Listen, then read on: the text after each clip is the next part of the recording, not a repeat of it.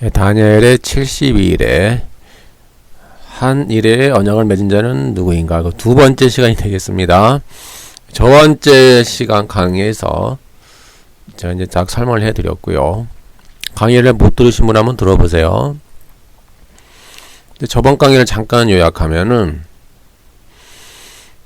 한 왕의 백성이 와서 라고 볼 수 있듯이 왕은 오지 않았죠. 26절 그의 왕의 백성이 온 거예요. 지금 왕은 누구냐면은 로마 황제 베스파시안이었다. 이렇게 제가 말씀을 드렸고요. 그리고 이제 26절에 보면은 그의 마지막은 홍수에 휩쓸림 같을 것이며에 있어서의 그 그는 누구냐? 그 적그리스도냐? 아니라고 그랬죠. 왕이 아니라고 그랬어요. 왜요? 왕은 오지 않았으니까. 백성이 왔잖아요. 왕은 안 왔습니다. 그래서 그는 누굴 받느냐? 앞에 있는 성소, 더 코데시를 받아요. 코데시, 더 생추어리. 그래서 다시 해석하면은 그 성소의 끝은 홍수에 침몰되듯 종말을 맞을 것이다. 이렇게 해석을 해야지 적그리스도가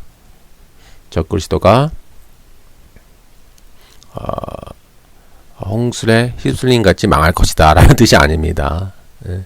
제가 이미 저번 강의에 잘 했으니까 한번 들어보세요. 이번 두 번째 강의 시간 한일의 언약을 맺은 자 그가 과연 누구인가 이제 그걸 한번 볼게요. 27절에 보니까 장차 언약을 굳게 정하겠고 해서 이제 굳게 정하겠고의 뜻이 가바르입니다. 히브리어 가바르. 3인칭 남성 단수 히필 완료형인데요. 가바르가 나오는데 이것도 이제 26절과 마찬가지로 장차라는 말이 없어요. 그냥 접속사에 의해서 그냥 and 그리고 나서의 뜻입니다. 오랜 기간이 지나서 예수님이 재림하시기 직전 7년이 아니라 그리고 나서 그렇게 돼 있어요. 그냥 접속사예요.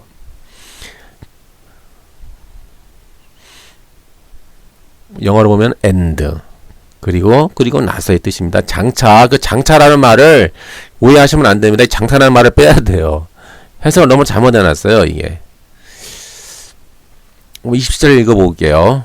그리고 그리고 나서 장차를 뺍니다. 장차 필요 없어요. 그리고 나서 and 많은 사람들 라브예요. 히브리어 라브 많은 사람과 더불어 한 일해 동안의 언약을 굳게 맺고 여기서 언약은 이제 메리트입니다. 메리트 즉 언약을 맺다.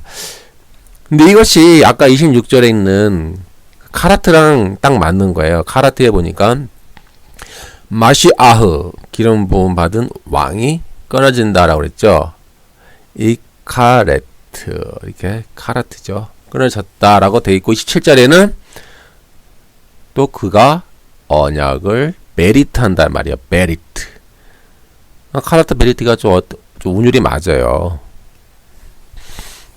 그래서 이렇게 이제 한 일해 동안에 언약 메리트를 굳게 맺고 그 일해의 절반의 제사와 예물을 금지할 것이며 또 포악하여 가증한 것이 날개를 의지하여 설 것이며 또 이미 정한 종말까지 진노가 황폐하게 하는 자에게 쏟아지리라 하였느니라 하니라 이렇게 돼 있죠. 그럼 해석을 좀 해볼 겁니다. 이제 27절에 그가 굳게 맺고는 가바르입니다. 가바르 3인칭 남성 단수. 여기서 제사와 예물을 금지할 것이면은 샤바트입니다. 샤바트. 이것도 남성 3인칭 남성 단수입니다. 그럼 그가 누구냐 이 말이에요. 이제 그가 이게 중요한 것이죠. 이제 주저 세대주의자들은 그를 26절에는 한 왕으로 생각을 해요. 한 왕으로 생각해서 적그리스도라고 생각하잖아요. 그런데 이미 아까 제가 저번 강의 설명드린 것처럼 왕은 오지 않았어요. 백성만 왔어요. 그리고 그 왕은 베스파시안 황제였다라고 이미 설명을 드렸죠.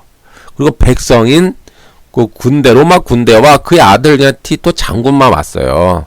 그 장군이 와서 예루살렘 성과 성소를 회파시켰죠. 이렇게 봐서 그는 그러면 27절에 그는 누구일까? 왕이 안 되는 거죠. 왕이 안 왔으니까. 백성이 왔으니까. 백성이 만약에 왔다 그러면은 백성이 한 이래 동안에 언약을 맺었다. 말이 안 되잖아요. 백성이 언약을 맺은 건 아니잖아요. 그럼 백성이 와서 그 백성이 또 많은 사람들과 한 일에 언약을 맺었다라고 하면 해석이 안 맞습니다. 그렇잖아요. 그러니까 세대주의적 해석은 잘 안 맞는 거예요. 그럼 그가 누굴 것이냐? 그거는 26절에 있는 기름 부음을 받은 자 마시아흐입니다. 마시아흐 나기드. 마시아흐이면서 왕인 남성 단수입니다. 그가 바로 즉 그가 어떻게 됐어요? 카라트 되어졌잖아요. 카라트. 끊어졌잖아요. 26절에 보니까 62일의 후에 62일의 후에 그 기름 부음을 받은 자가 카라트 되어졌다. 그런데 그가 다시 27절에 보니까 그가 다시 등장해서 그가 많은 사람들 라브와 더불어 한 일의 동안의 언약 메리트를 굳게 맺었다. 이제 그렇게 해석이 되는 거죠. 왜 자꾸 제가 왕이 왕이 그가 될 수가 없냐면 왕은 오지 않았다니까요. 왕은 그냥 로마로 돌아갔어요. 그러니까는 그를 누가 받느냐? 그가 결국 26절에 있을 거 아닙니까? 그러니까 27절에 있는 그가 26절에 있는 누구를 받는 그 인칭 대명사인데 그 누구를 받느냐? 왕은 안 왔죠. 왕은 뺍니다. 백성인데 백성은 복수잖아요. 복수면서 단수의 의미가 있어요. 근데 그 백성들이 언약을 맺을 일은 없잖아요. 그럼 남은 거는 누구예요? 마시아흐. 한 분밖에 없어요. 기름 부음을 받은 자. 그 메시 그리스도, 예수 그리스도를 말하는 거예요. 메시아. 그래서 27절에 그는 그 누구를 가리키느냐? 쭉 26절에 있는 마시아흐. 남성 단수를 이제 받는다는 것으로 이제 저는 해석을 하는 거죠. 그래서 보면은 다시 봅니다. 27절에 보니까. 그래서 26절과 27절이 딱딱 그 구절이 맞아요. 이상하게. 왜냐하면 26절에는 그 마시아흐 기름을 받은 자가 카라트 되어졌고 27절에 보니까 그 마시아흐가 많은 사람들과 더불어 한 일의 동안의 언약을 메리트하는 거예요.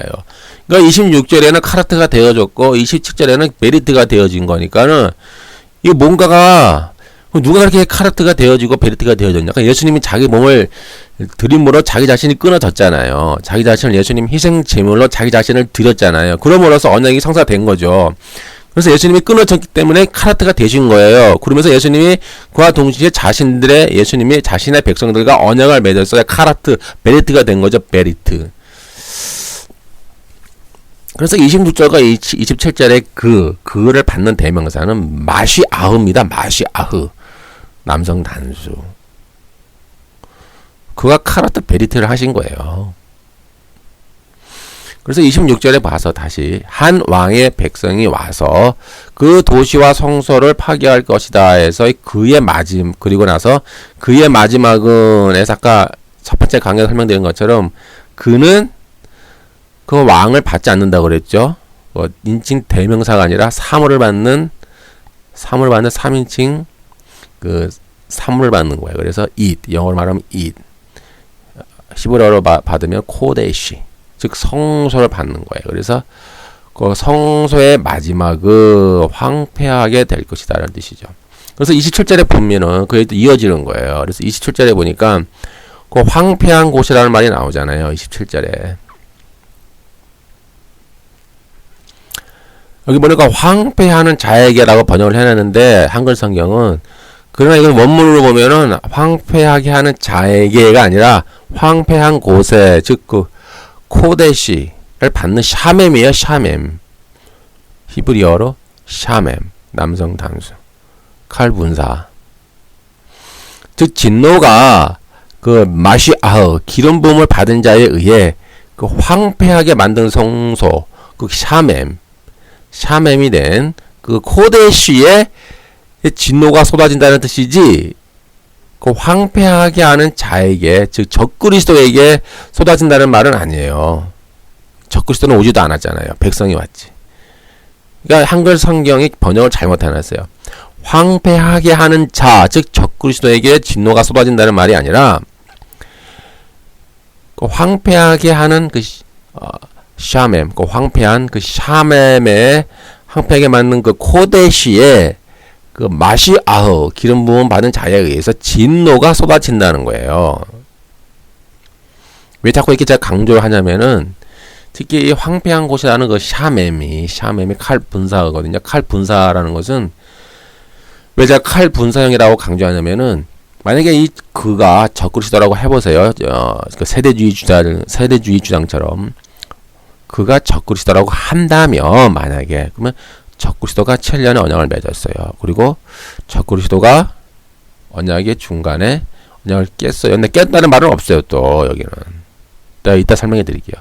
언약의 중간에 제사와 예물을 금지했어요. 그리고 나서 자기가 자기한테 황폐하게 하는 자에게 쏟아지리라 이게 말이 안 되잖아요. 그러니까 자기가 언약을 맺었어요. 근데 그 종말까지 진노가 자기 스스로 황폐하게 하는 자에게 쏟아지리라. 제가 왜 이 말을 강조하냐면은 제3의 주어 하나님이 들어갈 수가 없는 거예요.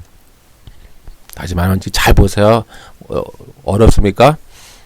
다시 설명해 드릴게요. 27절에 보면은 그가 주어예요. 그가 만약에 그러니까 세대주의자들 주장처럼 그가 만약에 적그리스도라고 가정해 보면은 그가 주어니까는 그가 주어가 계속 진행이 돼서 그가 황폐하게 하는 자신에게 진노를 쏟는 거예요. 주어가. 왜냐하면 제3의 주어인 하나님이 그 안에 삽입될 수가 없어요.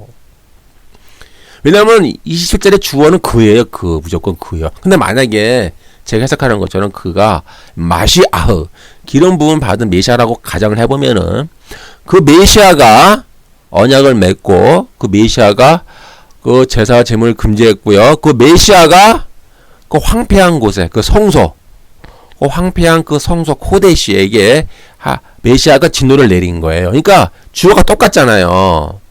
예? 그러니까 그가 주어인데 그가 마시아흐라면은 그가 주어고 그가 언약을 맺고 그가 제사와 예물을 금지하고 그가 또 황폐한 그 코데시 그 황폐한 그 샤맴이 되는 그런 코데시 성소에 진노를 쏟아붓는 거예요. 그가 계속. 그러니까 주어가 일치가 되잖아요. 세대주의자들처럼 말을 하면은 바꿔서 얘기하면은 그가 적그리스도인데 그 적그리스도가 한 이래 동안에 언약을 맺었어요. 7년의 언약을 맺었어요. 근데 그가 제사와 제물을 금지했어요. 여기까지 해석이 되죠. 그런데 나중에 진노가 갑자기 이제 주어가 하나님으로 바뀌어요. 하나님이 갑자기 진노를 그 황폐하게 하는 자에게 즉 적그리스도에게 내리는 거예요. 그러니까 주어가 갑자기 등장하잖아요. 제3의 주어가. 그러면 안 되죠. 왜냐하면 27절에는 그 문장의 주어가 다 하나예요. 그가 다 해결을 해야 돼요. 근데 세대주의자들 주장처럼 많은 해석을 하면은 그가 언약을 맺고 쭉쭉 가다가 나중에 그가 자기 자신에게 진노를 내리든지 아니면은 제3의 주어인 하나님이 갑자기 등장을 해서 하나님이 갑자기 그 적그리스도에게 진노를 내리든지 그렇게 해석을 해야 되는 두 가지 오류가 생기는 거예요. 여기까지 이해가 잘 되시나요? 다시 말씀드리면은 다니엘 9장 27절의 주어는 딱 그 하나야. 그가 다 해결을 해야 돼요. 근데 저처럼 마시아흐 기름을 부음을 받은 메시아라고 해석을 하면은 다 해결이 돼요. 주어가 하나니까. 주어와 동사가 다 일치가 되잖아요. 그러니까 세대주의자들처럼 해석을 하면은 갑자기 제3의 주어가 등장을 해야 돼요. 하나님이 갑자기 등장을 해야 돼요. 근데 하나님이 등장하지 않잖아요. 27장에 보니까. 27절에 보니까. 또 갑자기 또 뭐 억지로 주장하지 마세요. 억지로. 뭐 제3의 주어 거기다 집어넣을 수도 있지. 뭐까지 거 뭐 어때? 라고 이렇게 억지를 부리지는 마세요. 제발. 이제까지 이해가 되셨나요? 이해가 잘 안 되셨으면요. 블로그에 글이 있으니까 한번 보세요. 즉 정리합니다. 따라서 27절의 그는 마시아흐입니다. 마시아흐.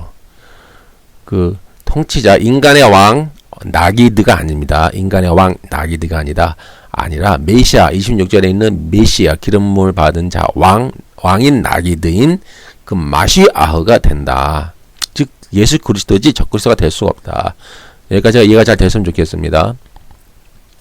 위에 이제 한글 개혁 성경은 이제 언약을 맺은 자가 적그리스도이고 적그리스도가 제사 예물을 금지할 것이고 적그리스도가 자기 자신에게 진노를 내릴 것이다. 그렇게 이제 주어 동사 일치로 오면 이렇게 이제 번역 소지가 오해가 되는 거예요. 때문에 이제 이런 세대주의자들의 이제 주장들은 좀 문제가 많죠. 때문에 이거는 번역상에 문제가 많이 있는 거예요. 그러니까 제가 제 번역을 다시 할게요. 27절. 그리고 그가 마시아우 기름 부음을 받은 자가 많은 사람과 한 이래 동안의 언약을 가바르입니다. 확정하겠고 그 일의 중간에 희생물과 봉헌물을 그치게 할 것이다. 그리고 가증한 곳으로 뒤덮이도록 하기 위하여 그는 그곳 코데시죠. 코데시 성소를 황폐하게 만들 것이다. 완전히 끝날 때까지 그리할 것이며 작정된 것이 그 황폐한 곳에 쏟아지리라. 이것은 이제 그럼 주님이 직접 가서 했느냐? 하진 않았죠. 그건 주님이 악의 도구인 그 로마 제국의 그 군대를 악의 도구로 이용하신 거예요. 즉 주님의 주권적 섭리를 묘사한 거예요. 그러면 이것이 왜 주님의 주권적 섭리냐? 제가 이제 이어서 나중에 또 설명해 드릴게요. 자세하게.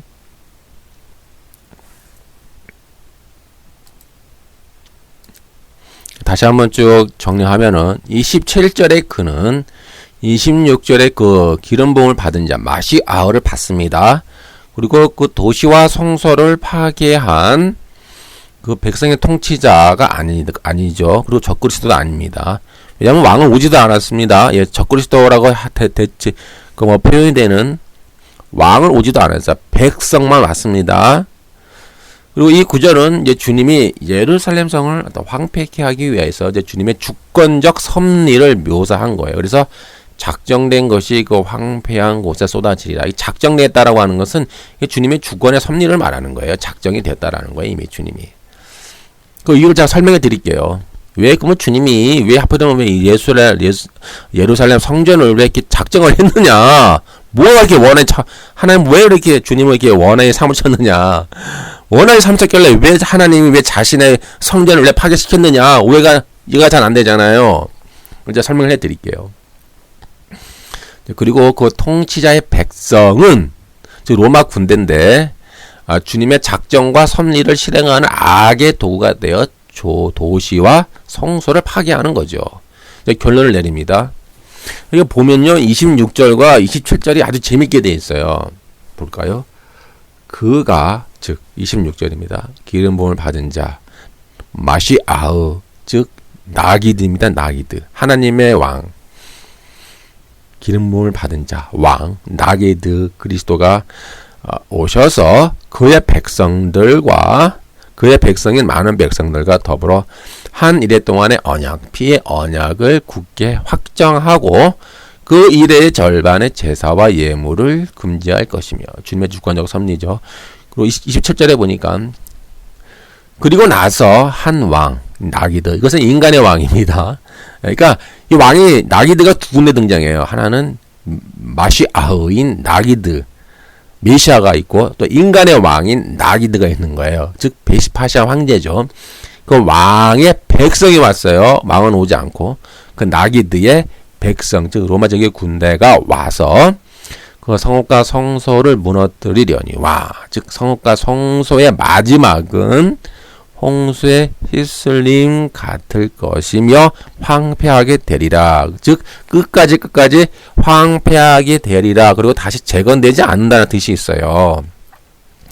그래서 이제 이 구절 해석하다 보면 이제 그 세대주의자들이 기분이 나쁠 거예요. 왜냐면은 제 3의 성전이 이제 하나님의 뜻이다라고 자꾸 주장하잖아요. 그런데 71의 해석을 보니까는 그 뜻이 아니에요. 하나님의 진노가 이미 그 성소에 내려서 그 성소가 끝까지 전쟁이 끝날 때까지 끝까지 그 황폐하게 된다라는 거예요. 27절에 의하면은 다시 제3의 성전이 회복되지 않아요. 그런 말 자체가 없어요. 죄송합니다만. 그리고 그 작정된 것이 즉 주님이 재림하실 때까지 그 작정된 것이 그 황폐한 곳, 그 하나님의 그 예루살렘 성전 그곳에 쏟아진다는 거예요. 그러니까 주님이 재림할 때까지는 그 성전 자체가 지어지지도 않고요. 또 주님이 재림한 이후에도 그 인간의 손으로 지은 성전 필요 없는 거죠. 즉 인간의 손으로 지은 성전은 필요 없어요. 왜요? 주님 자신이 참 성전이 되시고 하나님의 백성 우리 성도가 참 성전이 되기 때문에 이제 인간의 손으로 지은 성전은 필요 없는 거예요. 그래서 다니엘 9장 27절에 의해서 봤더니 그 성소가 황폐할 것이 작정되었고 완전히 끝날 때까지 전쟁이 끝날 때까지 그리할 것이며 다시는 복구되는 일이 없을 것이다. 그건 주님이 오시는 날까지 또 주님이 오신 이후에도 계속 그것은 그렇게 될 것이다. 이제 그렇게 주님의 주권적 섭리로 묘사가 되고 있는 거예요. 이 부분을 통해서 세대주의자들은 상당히 기분이 나쁠 수도 있는데 죄송합니다만 제가 의도적으로 그렇게 해석한 건 아니고요. 원문적으로 해석을 해보면 그렇게 나와요. 다니엘 9장 27절에 보니까 원문적으로 해석하다 보면은 그렇게 나와요. 그냥 저 의도적으로 한 건 아니니까. 여러분들이 직접 그러면 히브리어 원문 한번 보세요. 그러면 이제 왜 예수님은 뭐가 그렇게 원수가 졌느냐? 왜 자기의 성전, 왜 예루살렘 성전을 그렇게 못 잡아먹어서 예수님 안 달랐느냐? 그 말 아닙니까? 이해가 잘 안 되잖아요. 아니 예수님 뭐가 이렇게 원수가 졌길래 그렇게 성전을 파괴하지 못해서 이렇게 예수님이 작전까지 하십니까? 도대체 왜 이유가 무엇입니까? 라고 우리가 궁금해할 때에 이미 복음서에 나와 있어요, 여러분. 우리가 복음서를 꼼꼼하게 읽어야 돼요. 복음서에 봤더니 예수님이 이 땅에 오신 예수님이 돌아가시기 전에 왜 예루살렘 성이 왜 파괴되어져야만 하는지, 왜 예루살렘 성이 심판을 받아야 되는지 이미 예수님이 설명을 해놨어요. 마태복음 23장에. 여러분들이요, 마태복음 23장을 꼼꼼히 보세요. 그러면 주님이 왜 그토록 예루살렘 성전을 못 잡아먹어서 안달이 났느냐? 그 이유가 설명되어 있는 거예요. 성경에. 내 생각이 아니라. 오해하지 마세요. 제 생각이 아니라 마태복음에 봤더니 예수님이 왜 그렇게 성전을 못 잡아먹어서 안달이 됐느냐? 그 이유가 나와 있다라는 거야. 한번 볼게요. 영어 성경 다니엘 9장 27절. 작정된 것이 그 황폐한 곳에 쏟아지라. 즉 세대주의자들 주장처럼 해석처럼 그 황폐하게 하는 자에게 그 진노가 쏟아지리라고 해석하면 안 되고요. 제가 해석했잖아요. 그 작정된 것이 그 황폐한 곳, 그 코데시 성소에 쏟아지리라. 즉 영어 성경을 보면은 even until the consummation and that determined 나와 있어요. 저 작정된 것이 뭐예요? That determined shall be poured upon the desolate. 그러니까 the desolate는 그 적그리스도가 아니라 그 코데시 성소를 말하는 거예요. 그 황폐하게 하는 그 샤멤, 황폐하게 되기로 작정된 그 성소, 샤멤하기로 작정된 그 코데시를 이제 의미하는 것이라고 보면 됩니다.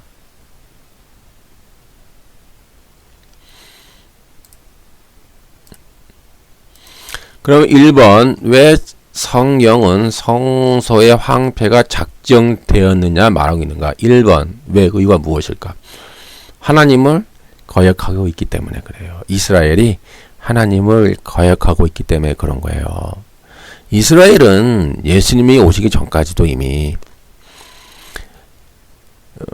이스라엘의 그 거짓 그런 종교인들이 특히 사두개인 바리새인 장로들 많이 있잖아요. 그들이 하나님이 보낸 종들을 지속적으로 박해하고 죽였어요. 그리고 하나님의 음성을 기다봐 듣지 않았어요. 더러는 죽이거나 더러는 십자가에 못 박고 그 중에 더러는 너희 회당에서 채찍질하고. 마태복음 23장 34절.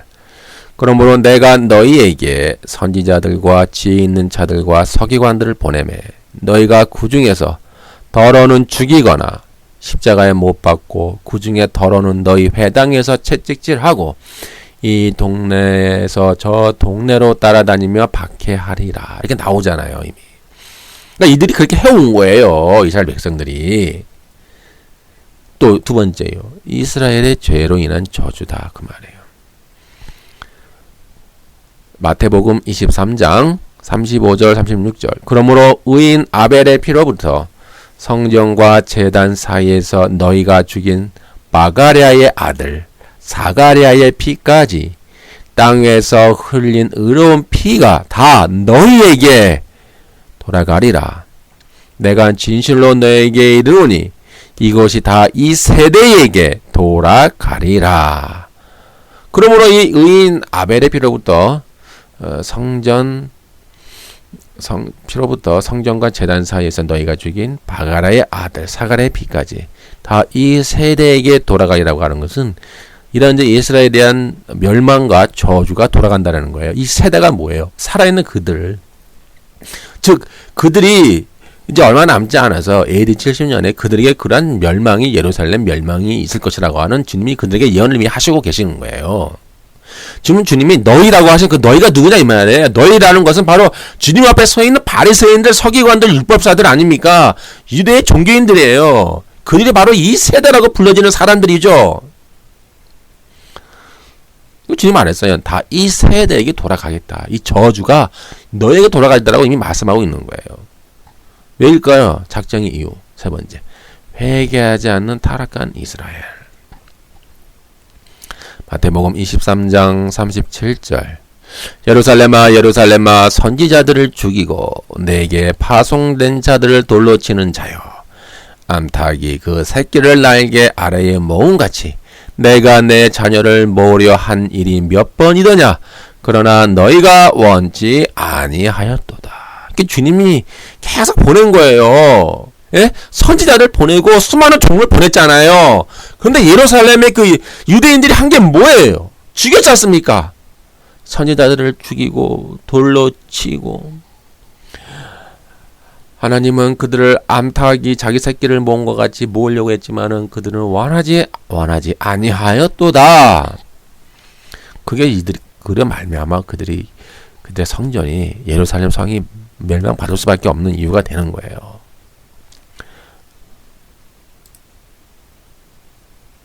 그 결과는 뭐예요?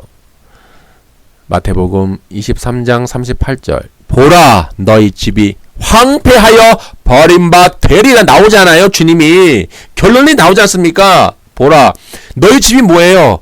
너희들이 이렇게 자랑하고 너희들이 그렇게 너희들이 정말 숭배하고 있는 이 예루살렘 이 성이, 너희 집이 황폐하여 버림받되리라라고 주님이 지금 말하고 있지 않습니까? 여러분들이 그러니까는 이 마태복음 23장 34-8절을 눈 크게 뜨고 보세요. 주님이 왜 그토록 예루살렘 성전을 못 잡아먹어서 안달이 났는가? 그 이유가 도대체 무엇이었는가? 다 설명돼 있어요. 마태복음 24장 2절. 대답하여 이르되 너희가 이 모든 것을 보지 못하느냐? 내가 진실로 너에게 이르노니 돌 하나도 돌 위에 남지 아니하고 다 무너뜨려지리라. 이어서 다음 강의에 이어서 제가 계속 할게요.